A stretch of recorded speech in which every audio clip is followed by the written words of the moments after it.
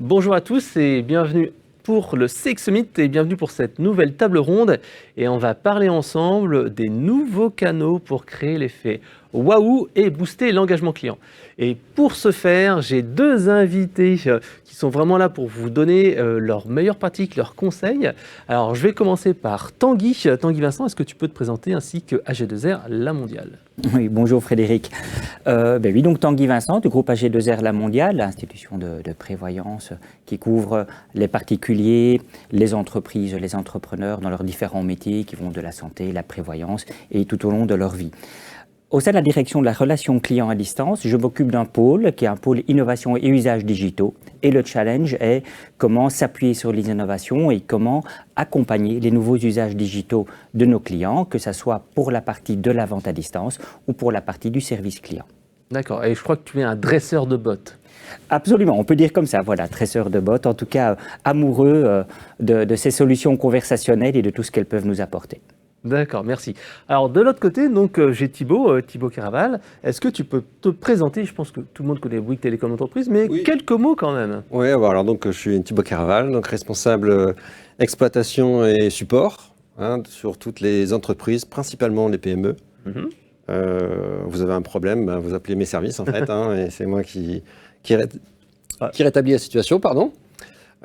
Quelques mots sur Bouygues Télécom Entreprise. Bon, vous connaissez Bouygues Télécom Entreprise, bien entendu, un acteur important du marché entreprise. Plus de 60 000 clients entreprises, que ce soit fixe et mobile, bien entendu.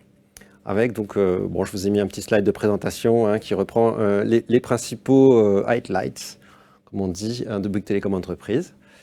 Et le point important aussi, c'est que voilà, sur notre ambition en 2026, notamment sur le B2B, au-delà de doubler la part de marché fixe sur le B2B, c'est de fournir le meilleur service client. Et ça c'est important. Voilà, c'est un des différenciants sur l'ensemble de nos lignes de marché, que ce soit B2C ou B2B ou même sur le mobile. On est vraiment centré sur fournir le meilleur service client. D'accord, oui, c'est une ambition quand même qu'il faut relever, bravo. Et voilà, Et justement, on va le voir on ensemble, y travaille, voilà. en particulier avec la visio qui peut à fait. être, comment dire, un moteur à effet waouh. C'est ce que en fait, nous ont dit déjà des clients chez Kiloutou, chez Groupe Atlantique, qui nous disaient que cette visio bien utilisée peut faire un petit effet waouh auprès des clients. Alors, pour commencer, je pense qu'on va commencer par les bots. Donc Tanguy, vous avez mis plusieurs bots en production chez AG2R La Mondiale. Est-ce qu'on peut parler un petit peu d'un premier type de bot, les callbots? Alors qu'est-ce que c'est qu'un callbot? Et est-ce que vous avez un petit retour d'expérience à partager? Alors oui, le callbot, c'est quoi? C'est un robot conversationnel, donc finalement c'est un programme informatique qui va venir simuler une conversation. La particularité, c'est qu'il va le faire par la voix et sur le canal téléphonique. Donc vous appelez par exemple votre service client et à un moment, plutôt que de parler avec un humain, vous allez parler avec un robot, c'est un callbot. Call pour la voix au téléphone et bot parce que c'est un robot conversationnel. Si vous voulez, si tu veux bien Frédéric, je vais partager un retour d'expérience qu'on a eu du premier callbot qu'on a mis en place. C'était relatif au prélèvement à la source. Maintenant, ça a 3 ou 4 années d'âge. Ah oui, donc aux prémices. C'était aux prémices. Et c'est vraiment important de se resituer dans ce contexte. On démarrait. On découvrait un petit peu, on parlait un petit peu des robots, sur Messenger, ça sortait, mais sur la voix, c'était encore très récent. Et donc, on était confronté à une situation, c'est qu'on allait avoir une modification du prélèvement à la source. Or, nous avons un grand nombre d'invalides à qui on verse une rente chaque mois. C'est une population qui est très sensible et pour laquelle ces versements-là sont quelque chose de très important. Donc, toute modification dans le versement même d'1 euro, 2 euros, va générer de l'inquiétude, du stress et générer du contact pour une population qui a l'habitude de nous appeler. Donc on s'attendait à avoir un grand nombre d'appels alors qu'on était face à une situation sur laquelle nous ne pouvions pas dire grand-chose. C'est le prélèvement à la source, le taux de prélèvement, le montant du prélèvement est géré par les impôts. Nous ne pouvons pas vous informer sur ce sujet-là. Et donc on s'est dit, est-ce qu'une solution conversationnelle peut venir nous aider par rapport à cette solution-là. Et donc, c'est ce que nous avons mis en place rapidement, en quelques mois. Et le retour d'expérience a été très instructif. Alors, on peut se le dire, je pense en toute franchise, ça n'a pas été un franc succès, mais ce n'était pas technique. Ce n'était absolument pas technique, ça a été extrêmement enrichissant pour la suite. 3 points à retenir. Premièrement, d'un point de vue purement métier, on ne s'est pas retrouvé confronté aux questions auxquelles on pensait.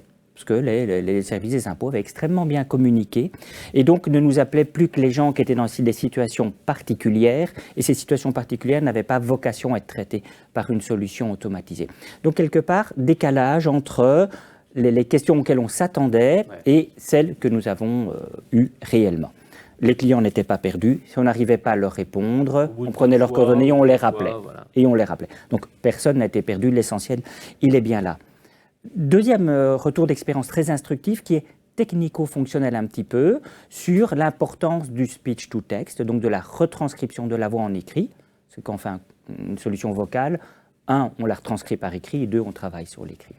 Or, si votre retranscription n'est pas correcte, inévitablement, votre traitement ne le sera. Bon, elle ne peut être pas correcte pour deux raisons. La première, c'est qu'on peut avoir des verbatims très propres au métier.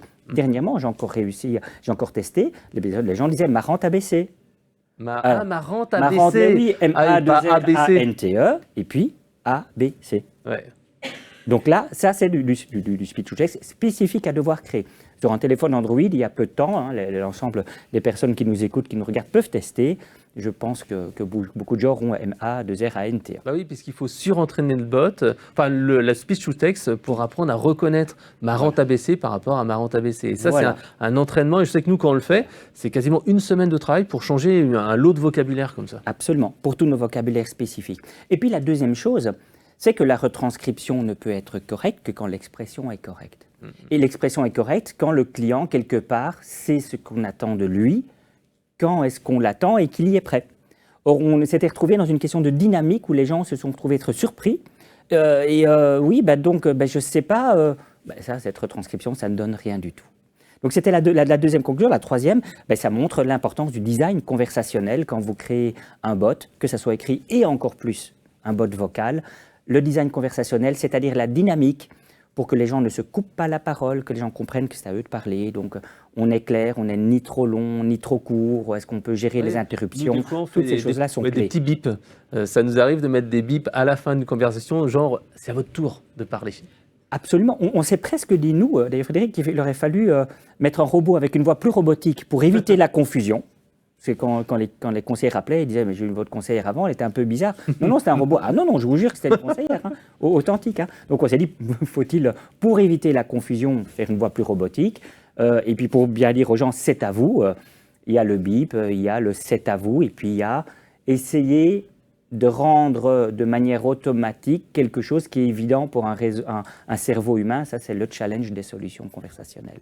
Ouais, donc là, ce qu'il faut retenir, c'est donc à la fois bien penser son design conversationnel, bien penser au cas métier et aux questions que vont poser le client et corriger, si possible, la situation et toujours faire l'escalade vers l'agent ou alors demander un rappel, comme on disait précédemment. Toujours faire une escalade, ne pas laisser le client dans une impasse et observer les usages. Ouais. Dans le conversationnel, on évolue en fonction de ce que le client vit comme expérience et non pas en fonction de spécifications papier. C'est vrai que le téléphone, en plus, souvent, les gens, quand ils appellent, c'est qu'ils ont un problème spécifique. Alors, absolument. Le téléphone, c'était la première chose, l'expérimentation. Ce n'est pas le seul sujet, donc on parle aussi de chatbot. Oui. Et là, en fait, quel est le principe et quels sont les retours d'expérience? Alors, pour les chatbots, on a aussi plusieurs retours d'expérience parce que nous avons aujourd'hui 3 chatbots à destination de nos clients présents sur notre site web, www.g2rlamondiale.fr, avec toujours une vocation d'une conversation qui se veut pédagogique et générique et explicative.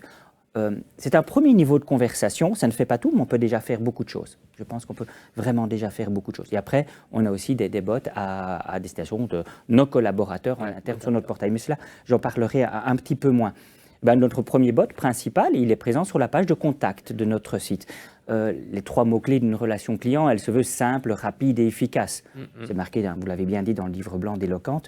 Eh bien, c'est ce que nous essayons de traduire. Et quelque part, l'effet wow, c'est un petit peu essayer de rendre notre relation simple, rapide et efficace, ce qui peut être assez challengeant dans des métiers qui se veulent complexes, dans lesquels il y a une réglementation très forte, qui peuvent amener à une forme d'incompréhension par rapport à nos clients. Et donc, on a un premier chatbot qui vient vous accueillir sur notre page de contact, en disant quel est l'objet de votre demande, essayer de clarifier pour qu'on se comprenne bien, et puis selon le cas, vous apporter une réponse, vous orienter vers nos services clients de façon pédagogique avec un tuto, un pas à pas, on oriente en accompagnant et en expliquant, et puis après, toujours la possibilité, bien entendu, d'orienter vers les canaux de contact. Voilà, donc ça, c'est pour nous quelque chose qui est la traduction d'une relation client simple, complexe et efficace, sur lequel on peut avoir des taux de satisfaction de 70% en réponse, quand bien même pour des sujets qui peuvent être des sujets de déclaration de décès, qui sont malheureusement des choses qui arrivent, mais qui ne sont pas toujours les choses les plus faciles à vivre non plus. Et on arrive néanmoins à avoir un certain taux de satisfaction. Mais c'est vrai que c'est un très bon taux, puisque Élu Service Client de l'année nous a présenté ce matin les derniers chiffres de satisfaction par les canaux, et le chatbot arrive à 54%, ce qui est comme bien inférieur à la moyenne des autres canaux, et 70%, on est bien au-dessus. C'est sur une réponse donnée. Sur la moyenne, je dois être honnête, nous ne sommes pas, on est en dessous de 54%. Mais je ne suis pas étonné d'entendre un taux qui est un peu inférieur, parce que ce sont des solutions qui peuvent faire de nombreuses choses, mais pas tout, mais pour lesquelles parfois on peut avoir une attente supérieure à la capacité réelle de traitement aujourd'hui, et ce décalage peut générer une forme d'insatisfaction. D'accord. Ça, c'était le premier bot. Est-ce qu'il y a un second bot où il y a un petit retour d'expérience que l'on peut partager? Alors oui, on en a eu plusieurs. Je vais en choisir un dernier, si on a le temps, qui a une vocation tout à fait différente. L'idée, transformer en pain point en effet wow. Et là, on va être plutôt dans un domaine commercial, où nous avions un point de friction, à la fois en interne et à la fois en externe, lorsqu'on veut contacter les entrepreneurs et les responsables de PME, parce que nous avons un ensemble de solutions à leur proposer, que ce soit pour leurs salariés, leur entreprise, ou pour la protection aussi sociale de l'entrepreneur. Donc on cherche à les contacter, ceux que nous avons même en portefeuille déjà, pour leur présenter des nouveautés, l'évolution de la législation, les contacter au téléphone durant la journée. D'une part, ça prend beaucoup d'énergie chez nous en interne, et les responsables commerciaux se disent « Mon Dieu, peut-être pouvons-nous être plus efficaces dans l'affectation de nos ressources ». Et puis après, c'est extrêmement désagréable pour le client que nous avons au téléphone, parce que la journée, il fait autre chose. Un entrepreneur, un responsable d'une compagnie d'ambulance, qui est une PME, en règle générale, la journée, il est au volant. Donc, comment joindre les injoignables et comment rendre ce pain point agréable, en faire un effet wow. Et on s'est dit, tiens, si on envoyait un petit robot par SMS, bonjour, on ne s'est plus parlé depuis longtemps, mais on a pensé à vous parce qu'il y a une situation qui a évolué, et si on en parlait? Et donc l'idée, c'est automatiser la conversation, qui va être une conversation d'accroche, qui a pour objectif de donner envie à notre interlocuteur d'en savoir plus. De façon à ce qu'il nous dise, c'est vrai, je suis intéressé, je suis disponible, demain à 17h, c'est votre heure, et nous on se débrouille. Et donc ça, c'est une expérimentation que nous avons menée, qui est restée au stade de l'expérimentation, mais extrêmement instructif aussi, parce qu'on voyait que les gens parcouraient le bot et prenaient des rendez-vous à minuit ou à 2h du matin. Et ça, je dois vous avouer qu'avec du phoning, on n'y arrivait pas. Voilà. On n'y arrivait pas. Voilà. Donc, c'est intéressant, donc ça permet d'aller contacter des personnes qu'on n'aurait pas pu contacter dans la journée, où il aurait été compliqué d'avoir. Donc ça complète en fait le dispositif actuel. Ça complète le dispositif actuel, et puis on voyait un taux de prise de rendez-vous et même derrière de signature qui était prometteur, qui nous laissait penser que nous n'avions pas provoqué de l'exaspération par un canal ou un type de démarchage qui ne correspondait pas au client, mais en lui laissant le choix du moment où vous voulez mener cette conversation, avec peut-être un formalisme un peu nouveau, qui pouvait être surprenant. Nous avons, je pense, réussi à...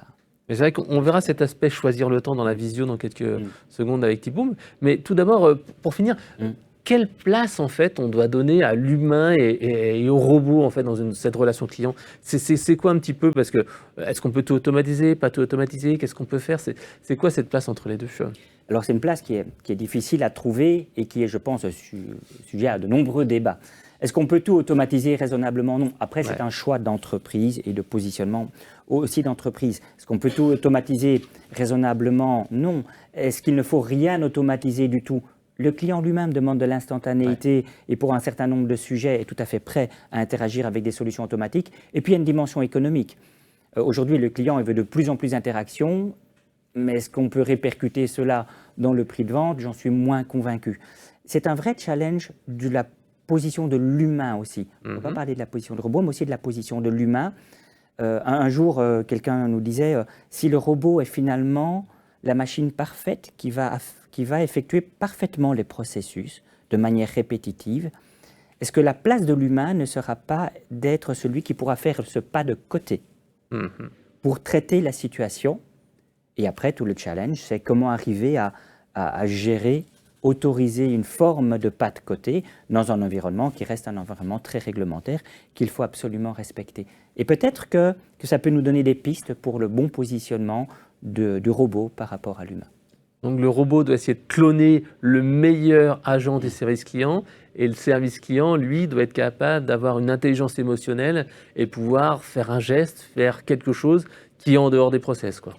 Absolument. Quoi de plus agaçant que d'avoir un conseil humain qui vous répond comme un robot alors qu'on lui demandait de la compréhension. C'est peut-être ce rôle-là que l'humain doit pouvoir se réapproprier et que les organisations doivent permettre.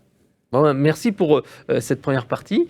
Si vous avez des questions sur les callbots, les chatbots, vous pouvez les poser par le chat et Tanguy y répondra juste après. Ce que je vous propose maintenant, c'est qu'on parle en fait de la visio. Ça aussi, c'est un canal intéressant et un canal qui fait un effet waouh.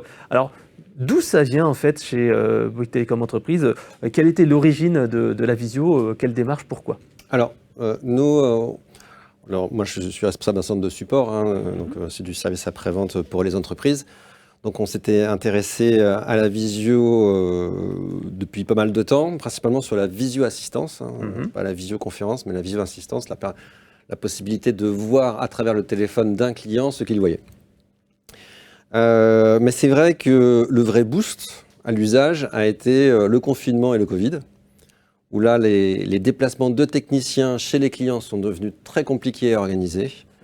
Et le fait de pouvoir faire de la visio-assistance pour du pré-diagnostic via cet outil qu'on utilise aujourd'hui tous les jours, qui est Apizzi, nous permet encore aujourd'hui de faire des diagnostics sans déplacement de technicien.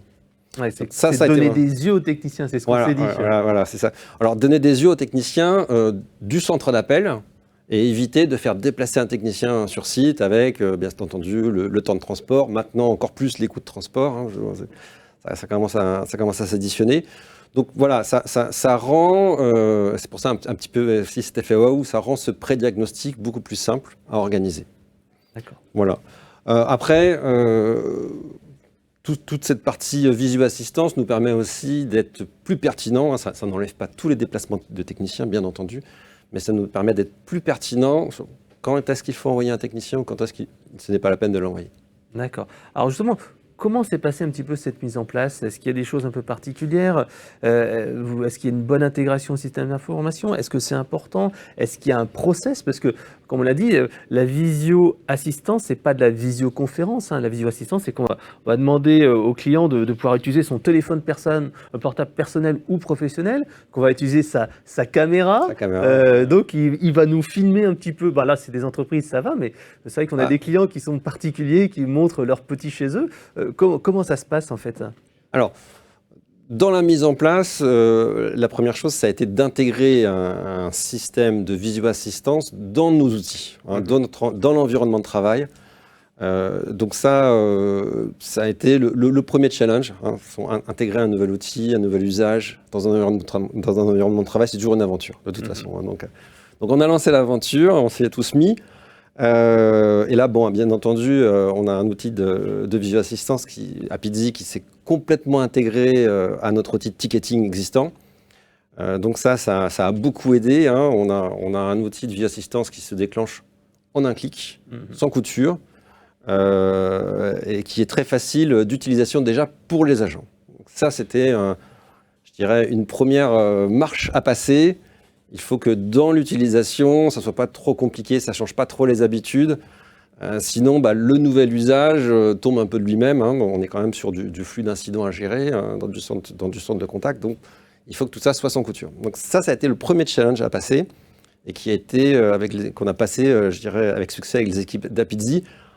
En plus, aidé par la situation, puisqu'après le confinement du Covid, on a eu les restrictions sanitaires qui ont fait que même après confinement, c'était toujours compliqué d'envoyer des techniciens. On avait des protocoles, il fallait qu'ils mettent les gants, il fallait qu'ils mettent le masque, il fallait pas qu'ils restent plus de 3 minutes dans la salle avec d'autres collaborateurs.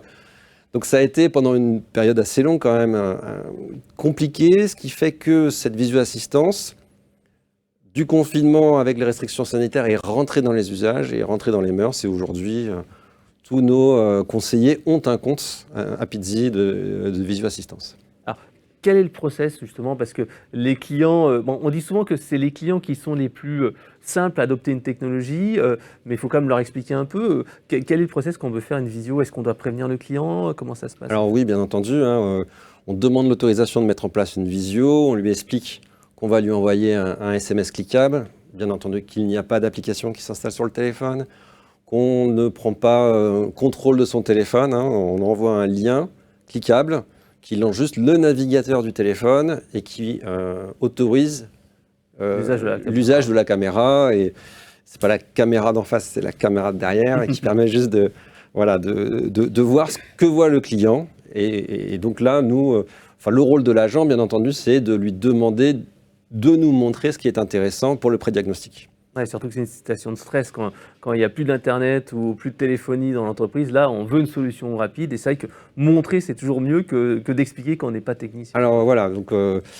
montrer permet quand même à l'agent d'évaluer et puis de donner du contexte aussi, hein, de dire, voilà, vous montrez ça, ça correspond à ça, ça correspond à ça. Je vous en dirai peut-être un mot plus tard, mais ça rassure aussi beaucoup le client. Hein.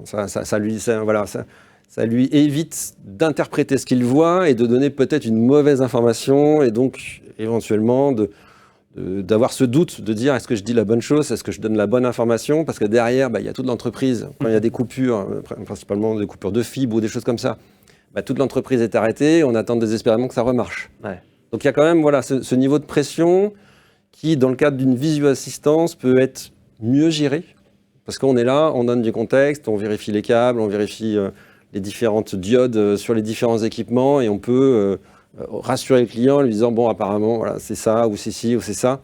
Et en fait voilà c'est comme chez le médecin quand ils annonçaient le diagnostic, on est déjà un peu rassuré même si on n'est pas guéri. Oui. C'est vrai que c'est cet effet de ne pas savoir ce qui se passe qui est stressant, inquiétant. À partir du moment où on a diagnostiqué le problème et on explique les différentes étapes de résolution, comment ça va se passer, à ce moment-là, l'entreprise est capable, par exemple, si c'est une coupure de fibre, de mettre en place ce qu'on appelle les plans de reprise d'activité. On donne des temps de résolution moyens, et donc le patron sait s'il doit envoyer un collaborateur ou des collaborateurs en télétravail pour la journée, si jamais il faut une journée, par exemple, pour mettre la 4G, la 5G, etc. Et s'ils ont une solution de backup, notamment s'ils ont une offre de fibre entreprise sécurisée de Bouygues Telecom Entreprise, notamment, à ce moment-là, oui, en effet, ils bénéficient d'un routeur 4G de backup, et donc on peut enclencher le routeur 4G de backup pour permettre aux collaborateurs de continuer leur travail. Alors justement, quand on parle de visio, il y a deux types de visio. La visio planifiée, qui est programmée avec le client, hein, et la visio spontanée, où on propose au client. Et je sais que l'effet waouh n'est pas le même entre les deux. Alors, il faut bien se dire une chose, c'est que l'effet waouh, il est rempli à partir du moment où on répond aux attentes du client. Que ce soit en planifié ou en spontané. Hein. Si le client retrouve sa connexion, on répond à ses attentes en termes de rapidité, fluidité, hein, comme tu l'as dit. Là, on a toujours un effet waouh. Le client est content. Vous m'avez sauvé la vie. Voilà, on va sauver la vie. Bon, alors c'est vrai que dans l'intervention planifiée, l'effet waouh est plus garanti, puisque on est plutôt sur des opérations de maintenance. Donc on sait les opérer avec de la visio-assistance. On sait l'organiser, on sait les problématiques qu'on peut rencontrer. Donc aujourd'hui, dans nos opérations de maintenance, qui sont principalement des échanges de routeurs obsolètes ou des choses comme ça, on arrive à les opérer en pratiquement 100% en visio-assistance. C'est-à-dire qu'on envoie les équipements chez le client et on le guide dans le débranchement de l'ancien équipement, le rebranchement du nouveau. Et généralement, il a sa petite caméra de téléphone. Voilà. Alors je fais ci, je fais ça. Je fais ça, voilà, brancher le fil vert avec le fil vert, le fil bleu. Enfin bon, là je résume un peu, mais c'est aussi simple que ça, généralement. Et donc on a très peu de problèmes dans ces opérations-là. Et le client, il est content parce que, comme tu l'as dit aussi, il le fait quand il est disponible. Et ça, nos clients, principalement PME, ont leur métier. On a des clients PME, des clients de marché. Les clients de marché ont du personnel qui s'occupe des télécoms, et donc qui sont capables de faire ça. Mais dans les PME, souvent, le patron de la PME s'occupe aussi de la téléphonie, il n'a pas que ça à faire. Ouais, donc il a calé un rendez-vous à 17h le vendredi. Par exemple, moi j'ai des exemples avec des cabinets par exemple, de vétérinaires, des choses comme ça, où c'est un des vétérinaires qui s'occupe de la téléphonie. Donc voilà, quand on lui dit, il prend son agenda et il se dit, je peux faire l'opération avec vous entre 15h et 16h tel jour, parce que justement, il s'organise au niveau de son agenda, il sait que à cette heure-là, il est disponible pour faire cette opération. Donc voilà, donc ça, sur ce planifié, c'est vrai qu'on a un effet waouh, ils sont contents, on le fait, c'est simple, ça marche pratiquement dans tous les cas, et voilà, il se débrouille tout seul, et c'est quand il veut. Donc c'est cette impression de liberté et de résultat garanti qui fait l'effet waouh. Pour le spontané, on a des effets waouh aussi, sur les opérations spontanées, mais c'est la visio-assistance dans le cadre du prédiag. Et là, on a l'effet waouh quand on voit...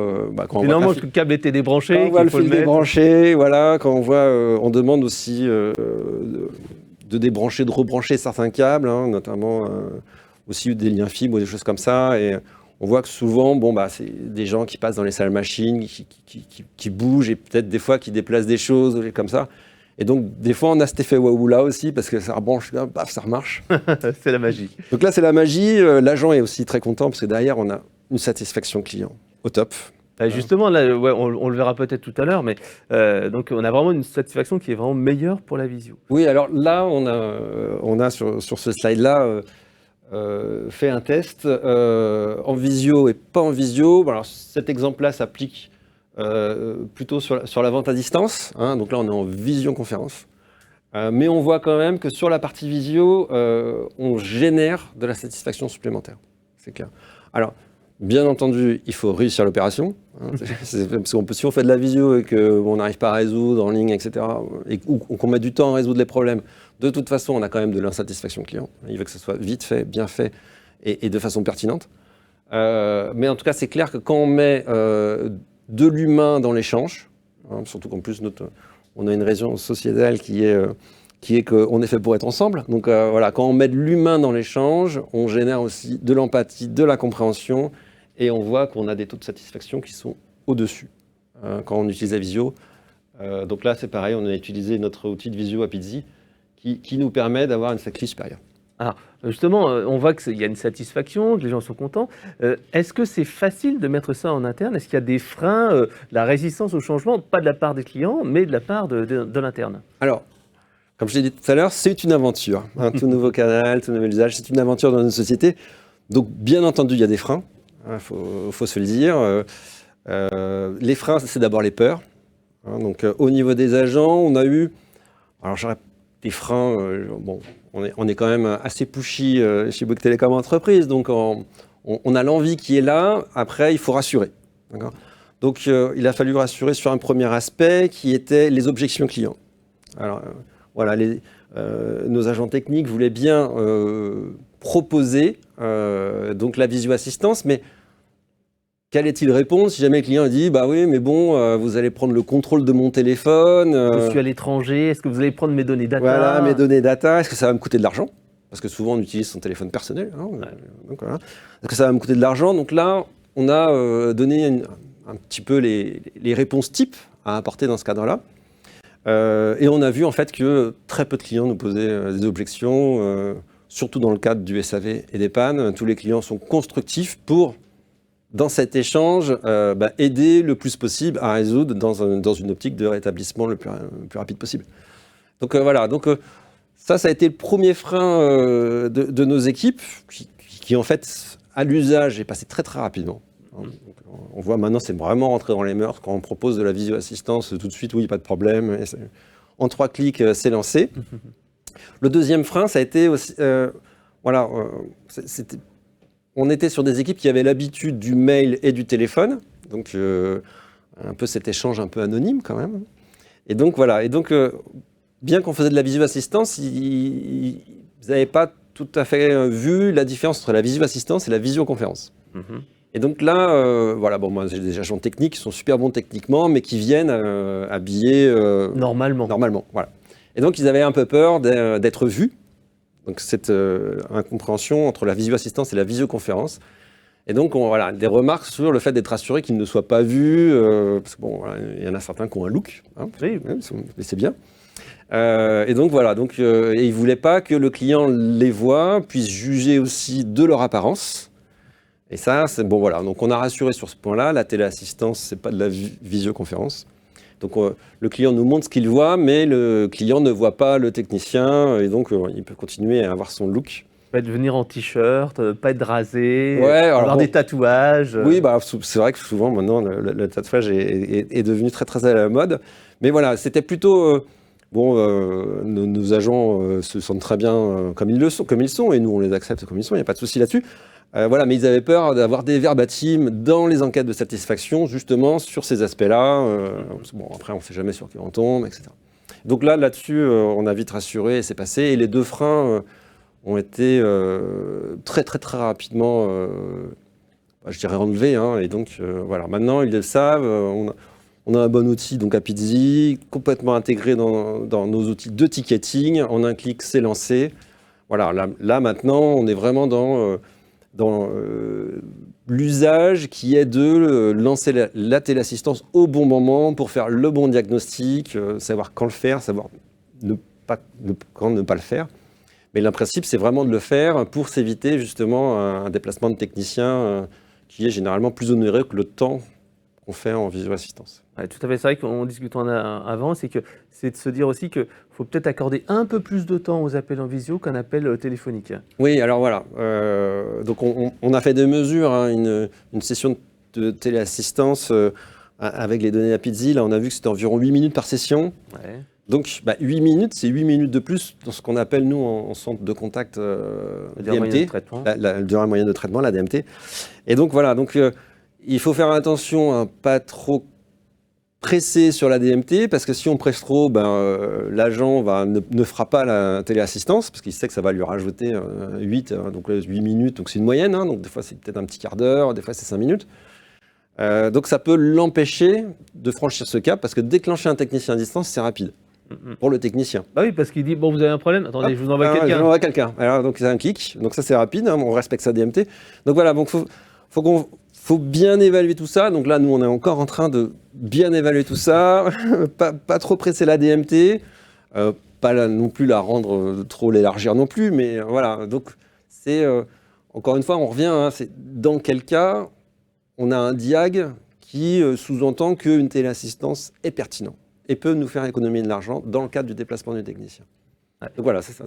Mais ce qui est intéressant, c'est que là, on parle du temps, mais chez Bouygues Télécom Entreprises, comme la satisfaction, c'est la priorité, les gens, les agents, sont objectivés sur ce qu'on appelle la satisfaction client, le CXI et le NPS, d'ailleurs fait par Eloquent. Est-ce que vous pouvez nous en dire quelques mots ? Alors, oui, c'est objectivé. Oui, tout à fait.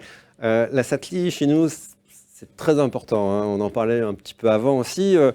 Le CXI, alors là, c'est le CX Summit. Et nous, on est très CXI. Le CXI, chez nous, c'est 3 questions. Les échanges ont-ils été simples? Les échanges ont-ils été agréables? Et a-t-on répondu à vos attentes? Et dans ces 3 questions, en fait, au-delà de la SATLI et du NPS derrière, on résume déjà le métier, nos échanges. Voilà. On doit être agréable, ça doit être simple, et on doit répondre aux attentes du client, c'est notre priorité. Et donc, ce qu'on voit avec la téléassistance quand elle est bien utilisée, et donc avec la visio, c'est qu'elle renforce cette partie de simplicité de l'échange. Voir l'autre personne quand on a un échange, ça donne des signes, c'est ce qu'on dit dans d'autres domaines, des tels, on peut percevoir un stress de l'interlocuteur quand on le voit et donc y répondre. On peut donner de l'assurance si le technicien sait exactement ce qui se passe. Au-delà de la voix, même dans la posture, dans l'image, on arrive à donner des gages de la pertinence, la crédibilité de ce qu'on dit et donc renforcer le fait que ça soit simple, agréable et qu'on réponde aux attentes du client. Et donc oui, en effet, c'est quelque chose de très important pour nous. Ouais. C'est vrai que là, on touche un point, c'est que vous, au service support, vous avez utilisé la visio, mais c'est également utilisé donc, dans les fameuses installations de routeurs par les clients, mais également par la vente à distance pour humaniser la vente. C'est exactement ce qu'on disait. Oui, voilà. Donc, on le fait. Donc, maintenant, on a intégré cette partie visio-assistance. On est en train un peu de développer, d'essayer de mettre de la visio dans d'autres parties de nos process métiers. Notamment donc dans la partie installation. Donc on a fait plusieurs essais dans cette partie-là, où on installait la ligne au client, et toujours dans cet esprit de faire au moment où le client est disponible. On lui laissait finaliser l'installation, le branchement de ses routeurs, etc. par son créneau, hein, donc au moment où lui est dispo. Et donc, voilà, je branche mon routeur, je branche mes différents équipements, je le fais de façon guidée avec la téléassistance. Donc ça, c'était le premier extension qu'on a fait avec de la visio, toujours avec Apizzi, hein. Et le deuxième, c'est, voilà, on l'a vu tout à l'heure avec les graphes, c'est dans la vente à distance, où là, on utilise le même outil Apizzi pour faire de la visioconférence. Et là, c'est pareil, on se rend compte que cette empathie qui est créée dans l'image de l'autre crée aussi de la satisfaction client, dans de la simplicité, des échanges agréables. Et voilà, on est humain, quand on se voit, on se comprend mieux. Oui, c'est vrai. On a parlé un petit peu du ROI. Est-ce qu'il y a besoin de rajouter un petit peu de choses en plus? Parce que pour vous, lors de la préparation, ce que j'avais compris, c'est que la visio, c'est en fait de l'économie en bout de chaîne. Comme on disait, l'agent, il va peut-être mettre un peu plus de temps, mais au final, finalement, ça va faire gagner de l'argent en entreprise parce qu'on évite ce fameux déplacement technicien. Oui, tout à fait. Donc, au niveau, là, pour l'instant, donc on a quand même plus de 500 aujourd'hui techniciens connectés à l'outil Apizzi. On a calculé, voilà, une session de téléassistance, c'est environ 8 minutes en moyenne. Et on pilote les réductions de déplacement en fonction de ça aussi. Donc, on y gagne en bout de chaîne. Alors, est-ce qu'il y a une anecdote waouh que vous pourriez partager? Est-ce qu'à un moment donné, justement, on a parlé de ces techniciens qui aident la personne qui est désespérée devant son routeur avec un câble mal branché? Est-ce qu'il y a eu vraiment ces effets-là? Est-ce que ça donne un effet waouh? Est-ce que on le voit sur les résultats des enquêtes? Est-ce que ça fait waouh dans les verbatims? Parce que je sais que vous regardez vraiment de manière super attentive les verbatims. Oui, moi je lis tous les verbatims de mes clients satisfaits, ça c'est sûr. L'effet waouh, alors chez Bouygues Télécom Entreprise, on commercialise une offre qui s'appelle la fibre entreprise sécurisée. Donc, c'est de la fibre FTTH avec un routeur 4G qui fait le backup quand la fibre est coupée. D'accord. Il faut savoir que le FTTH, pour les entreprises, on est sur le même réseau que les particuliers. Hein, donc c'est une fibre qui est, on va dire, où il y a beaucoup de techniciens qui y touchent régulièrement. Hein, et donc, comme des techniciens touchent à ces fibres-là, pour tous les opérateurs, il arrive des fois où c'est coupé. Enfin, voilà. Un mauvais geste et la fibre peut être coupée. On le voit, il y a des émissions sur le sujet, etc. Et donc, l'effet waouh, dans le cadre d'une fibre entreprise sécurisée, c'est les clients qui nous appellent, qui nous disent « ma fibre est coupée », ça arrive. Et donc, j'ai mon routeur 4G qui ne fonctionne pas, ils ne comprennent pas. Et donc là, on a un effet waouh garanti parce que dans ce cadre-là, c'est généralement, enfin pratiquement dans tous les cas, c'est le routeur qui n'est soit pas branché, soit débranché. Mais comment ça se fait qu'ils ne s'en rendent pas compte? Alors, ils ne s'en rendent pas compte parce qu'ils n'en ont pas besoin tant que la fibre est là. Comme c'est du backup, ça dépend des entreprises, mais on prend par exemple une PME, etc. Il ne fait pas d'exercice de ce que j'appelais tout à l'heure de PRA, le plan de reprise d'activité. Il ne fait pas un exercice régulièrement. Et donc, il fait son exercice quand la fibre coupe. Et là, c'est même plus un exercice, c'est du live. Du temps réel, c'est du live.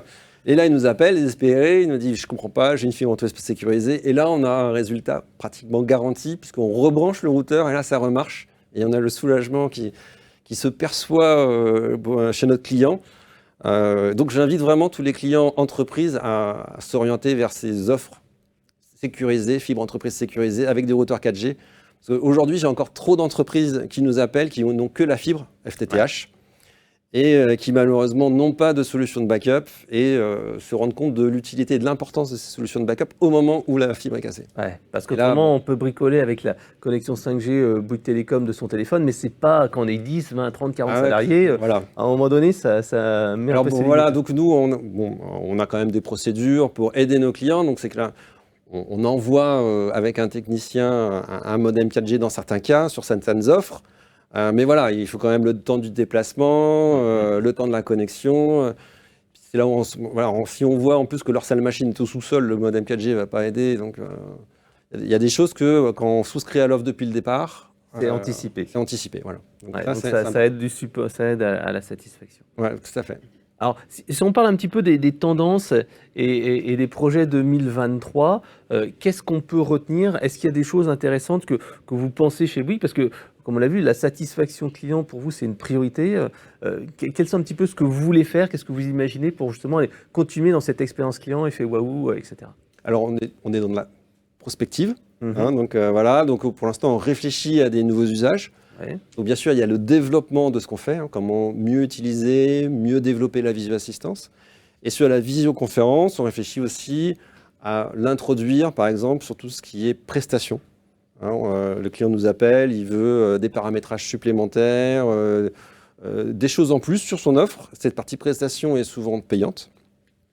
Et donc là, on réfléchit à éventuellement, sur cette typologie-là, mettre de la visioconférence, puisque ça donne quand même de la valeur à l'échange. Ouais. C'est ce que je veux dire. Et sur de la partie payante, voilà, on peut montrer ce qui se passe, ce qu'on fait, comment on le fait. Et donc voilà, on réfléchit à ces choses-là pour offrir du service en plus. Ouais. Ok. Alors, on va peut-être passer dans quelques secondes à la session de questions-réponses. Est-ce que Tanguy, tu aurais un autre exemple de bot que tu voudrais évoquer avant qu'on passe à la session de questions-réponses et bien sûr au concours pour gagner le livre Culture Client, ou on passe direct, Chantal, aux questions-réponses? Est-ce que Tanguy, tu voulais rajouter un petit exemple? Allez, très rapidement. Allez, un dernier exemple de bot. Un petit exemple pour le plaisir. Frédéric, sais-tu les questions que se posent les gens avant de partir à la retraite? Ils se posent en fait 2 questions. D'après toi, lesquelles? Quand je pars, ça, oui, la ça première, m'intéresse. Voilà, et la deuxième, c'est... combien je vais gagner? C'est exactement Chantal qui disait ça. La retraite, c'est pas tout de suite, Chantal. Mais c'est important quand même. Mais c'est exactement ça. Et c'est la question que tout le monde se pose. Et on s'est dit, comment répondre à cette question de manière simple, rapide et efficace? Et c'était l'objet d'un débat qui a tourné durant des années. Des années. Des années. Et donc, voilà, parce qu'en fait, dans un certain nombre de cas, avec des questions simples que l'on vous repose et un jeu de questions-réponses, on peut estimer le montant de votre retraite et vous donner une date de départ. Et puis, si on n'arrive pas, on escalade vers l'humain. Et là, pour éviter que l'effet wow devienne un effet pchit, et de dire, on n'a pas pu vous répondre, merci d'appeler à tel numéro, eh bien, on va plutôt orienter vers une offre de prise de rendez-vous, et ça rejoint la démarche que vous faites à Bouygues Télécom Entreprise. Et donc là, on est arrivé finalement à un parcours simple. En quelques questions, je vous réponds à quand, combien, et si je ne peux pas, je vous propose un rendez-vous avec un conseiller. Mais connecté au système d'information, parce que moi, Frédéric Canavet, je vais pas partir en même temps à la retraite que Chantal, et j'ai sans doute gagné beaucoup moins d'argent qu'elle, donc comment je fais? Alors, je te laisse débattre avec Chantal, bien entendu, du sujet. C'est vrai que l'interfaçage avec le SI a été difficile, mais un simulateur a été mis en place, il a été validé, qualifié. On est arrivé à fournir le service. On rentre une petite information personnelle et tac, ça se connecte. Oui, voilà, on arrivait à faire des choses. En fait, ça peut être peut-être un peu moins complexe que ce qu'il y paraît, mais c'était fourni. Et ça a été quelque chose qui a tourné durant des années et qui donnait aussi un résultat de satisfaction client assez élevé. D'accord. On va pouvoir passer au tirage au sort et à la session de questions-réponses. Donc Chantal, je te laisse poser la question. Merci Fred. Alors là, la petite question, je vous laisse le temps de mettre vos mains sur vos claviers pour gagner ce livre. Et la question va être la suivante. Quel est le canal qui apporte la plus grande satisfaction entre la visio et le téléphone? Je vous laisse répondre. On a vu tout à l'heure. Et en attendant, je vais relayer les questions. Si vous dites le téléphone, on n'aura pas bien fait notre travail. Alors, je vais relayer quelques questions. J'ai Stéphane qui demande quels sont les gains rencontrés sur les bots et la visio-assistance. Alors, ça me paraît large. Question. Peut-être commençons par les bots, parce que la visio, je pense qu'on l'a déjà un petit peu évoqué. Tout à fait. Alors, le gain sur le bot, il est à la fois évident et masqué. Le gain, ça va être l'appel évité, parce qu'une solution traitée par une solution conversationnelle par rapport à une solution traitée par un humain, je veux dire en termes de coût de traitement de la demande, c'est largement inférieur. On est sur plusieurs ordres de grandeur. Là où c'est masqué, c'est qu'on va être dans l'évitement d'un appel. Et c'est très compliqué de prouver que la personne n'a pas appelé alors qu'elle aurait appelé autrement dans le cas. Surtout quand on est dans une discussion d'ordre informatif. C'est pas comme si on achetait un billet de train, comme on crée une instance. Quand on achète un billet de train par le bot de la SNCF, on est sûr qu'on va pas acheter une deuxième place dans le train en allant au guichet, parce qu'on a le billet de train. Donc voilà, le challenge, il est là. Alors, comment est-ce qu'on le prouve? D'une part, dans l'analyse de la satisfaction, où la personne dit « Ok, c'est bon, ça a répondu à ma question ». Et puis, on peut faire une démonstration qui est une démonstration inverse. C'est se dire que finalement, il suffit sur 100 conversations qu'il y en ait une qui évite un appel pour que le ROI soit au rendez-vous. Donc 1 sur 100, donc c'est assez évident. Et c'est vrai qu'on a le cas également avec un de nos clients dans le domaine de l'énergie. Et pour justement prouver cet appel évité, ils nous ont dit faites-nous un calcul entre les gens qui ont appelé le bot et qui, après, ont réappelé les personnes. Et on voit le taux de réappel et le taux justement de non-réappel. Et comme ça, on se dit finalement, on a économisé du temps. Oui, ça pourrait être une solution aussi. Alors Chantal, est-ce qu'il y aurait une deuxième question pour nos invités ? Tout à fait. Alors, je vais choisir la suivante. On m'interroge sur l'outil Apizzi. On demande si c'est un outil interne Bouygues Télécom. Et puis on fait remarquer, donc c'est Isabelle qui fait remarquer que c'est évidemment certes moins de déplacements pour les techniciens, mais surtout plus de temps pour le client. Il passera moins de temps en fait à attendre la venue du technicien. Mais voilà, une demande d'infos sur l'outil en lui-même. Je vais répondre puisqu'en fait Apizzi c'est donc une filiale de Bouygues Télécom et nous on est distributeur d'Apizzi qui est intégré à notre solution de centre de contact. Donc nos clients peuvent activer ce module Apizzi dans leur solution de centre de contact et donc avoir ce canal visio qui est ajouté, comme tu disais, en quelques clics depuis l'interface des techniciens. Voilà. Et la deuxième partie de la question, c'était... Non, c'était plus une remarque sur le gain de temps aussi pour les clients. Parfait. Donc, j'espère avoir répondu à votre question. Donc, on est distributeur d'Apizzi et partenaires Bouygues Télécom qui sont nos clients et nos fournisseurs. Oui, tout à fait. Une petite question sur les bots. À votre avis, au bout de combien d'incompréhensions doit-on passer à un agent si le bot ne comprend pas ? Ça va être un choix. La règle, le plus souvent, on entend 2 fois. On va dire autre chose. Si on ne le fait qu'une seule fois, vous vous donnez vraiment pas beaucoup de chance d'y arriver. Et souvent, on voit quand la première fois il y a une incompréhension, on reformule autrement et la deuxième fois, on a quand même un taux de réussite. À partir de la troisième, il y aura de l'agacement. Si vous êtes sur un callbot, c'est vraiment intéressant d'écouter les conversations également, parce que l'agacement est quelque chose qui s'entend. Donc le 2 est souvent une bonne, un bon métrique. Ça rejoint une question d'Arnaud qui demande si les callbots sont vraiment une technologie mature. En devenir, il y a toujours du progrès. Ça a quand même bien progressé et on est arrivé maintenant à un stade qui permet de faire des choses, et déjà des choses vraiment satisfaisantes. Après, la maturité, elle n'est pas encore finale.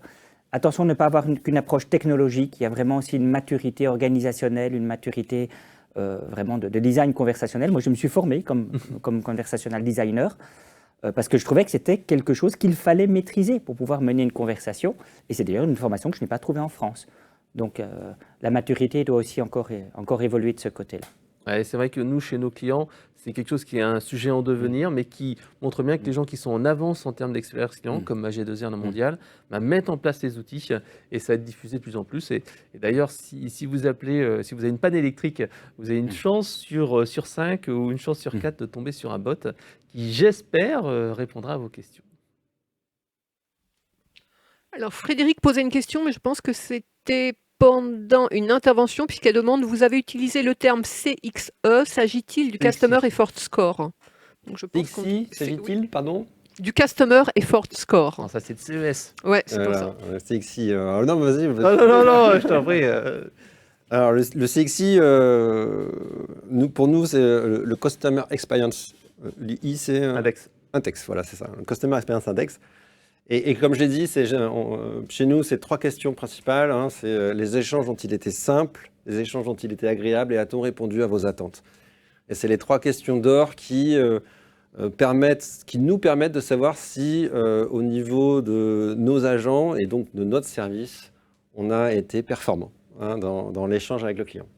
C'est vrai que dans les enquêtes faites par Eloquent qui sont diffusées chez Bouygues, donc en fait, il y a le CXI d'abord, donc on pose ça, et ensuite derrière, la SATLI, la satisfaction. Est-ce que vous êtes satisfait de 1 à 5 Ouais, voilà. Est-ce que vous êtes satisfait de vos services chez Bouygues Télécom Entreprise? Et ensuite, le NPS, qui est le Net Promoter Score. Est-ce que vous recommanderiez nos services aux autres? Donc là, c'est vraiment un cas d'école d'une mesure totale de la satisfaction. Petite question concernant justement cette intégration de la vidéo. Rose qui demande comment cela s'intègre dans la solution de centre de contact. Alors, je ne sais pas si c'est seulement techniquement, puisqu'elle précise, est-ce que les agents ne vont pas être un peu déroutés au départ avec un écran de plus? Alors, ce qui est important et ce qu'on a pu mettre en place assez rapidement avec Apizzi, c'est ce qu'on appelle le SSO, le Single Sign-On. Et donc, bien entendu, c'est un écran de visioconférence, mais qui se déclenche automatiquement depuis l'outil de ticketing. Donc la session vidéo est rattachée automatiquement au ticket en cours avec le client. Donc on peut retrouver la session vidéo et le client facilement. Et surtout, il n'a pas besoin de se réauthentifier, parce que l'agent, le matin, quand il arrive sur son poste de travail, s'authentifie. Et donc, il ne lance pas un nouveau login password. Ça réutilise donc, ce qu'on appelle le SSO de l'entreprise. Et en effet, après, nous, on a repris le design de l'outil de ticketing. Donc, ça lui ouvre une fenêtre, il a l'impression d'être dans le même outil, sauf qu'il est dans sa session de visio-assistance. Donc, pour lui, c'est vraiment sans couture. Et puis, après, il le ferme et il revient sur son outil de ticketing automatiquement. Donc, c'est voilà, le principal, c'est de pouvoir le lancer à travers ses outils métiers et surtout ne pas avoir besoin de s'authentifier une deuxième fois et donc de mettre en place ce qu'on appelle le SSO, le Single Sign-On. Ok. Alors peut-être une dernière question, Chantal ? Une dernière question, justement, toujours sur la visio. Combien de temps faut-il pour ajouter la visio comme nouveau canal ? Alors techniquement, c'est toujours très rapide. Après, c'est dans les usages où c'est un peu plus long, on en a parlé.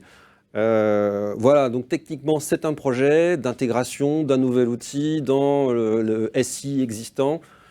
On a tendance à dire que ça dépend un peu des SI, de la rapidité, du nombre de projets en parallèle, etc. Donc, sur toutes les entreprises, c'est différent. Plus on est petit, plus ça va vite. Plus on est gros, plus il faut rentrer dans des roadmaps. Mais techniquement, c'est très simple. Les outils sont là. Le SSO voilà, l'intégration d'outils de type avec du SSO est assez rapide et connu des informaticiens aujourd'hui. Donc, bon, j'ai tendance, il n'y a pas de grosses montagnes techniques à traverser. Dans les usages, par contre, et dans les habitudes des agents, là, par contre, c'est de l'accompagnement, de l'explication, de la formation. Et ça peut prendre quelques mois avant que tout le monde soit bien à l'aise dans l'usage et surtout qu'on puisse le déclencher au bon moment, qu'on puisse bien guider le client. Voilà, il y a tout un vocabulaire. Et puis après, c'est comme tout dans ce métier-là, il faut le faire plusieurs fois pour bien le maîtriser, de toute façon. Et c'est vrai que si vous êtes intéressé, on a fait une intervention au Salon de la relation client de l'Ouest avec Kiloutou et le groupe Atlantique. Et c'est vrai qu'ils nous indiquaient que l'adoption était différente selon les services et les régions. Et ils avaient mis en place un système d'incentive. Et donc, s'il y avait un taux d'utilisation de la visio qui était plus important, ils avaient des incitations. Et c'est comme ça qu'ils sont passés à certaines régions comme l'Ouest, qui était, je crois, à 25% d'appels visio, parce que pour eux, comme pour vous, ça réduit en fait le nombre d'interventions physiques. Donc, si vous êtes intéressé, vous pouvez regarder sur la chaîne Eloquent ou sur le salon de la relation client d'Ouest. Alors Chantal, quel était le vainqueur du livre ? Alors, et après, on laissera la place au prochain intervenant. Maude Copier qui a bien répondu, puisque la visio était effectivement apportait la plus grande satisfaction avec 95,66% de satisfaits versus 79,04% pour le téléphone. Merci. Et donc, on va pouvoir commencer le prochain atelier dans 5 minutes. Donc, rendez-vous pour l'atelier service client, les process et outils pour faire plus avec moins. Alors, merci à nos deux invités et puis à très bientôt. Merci.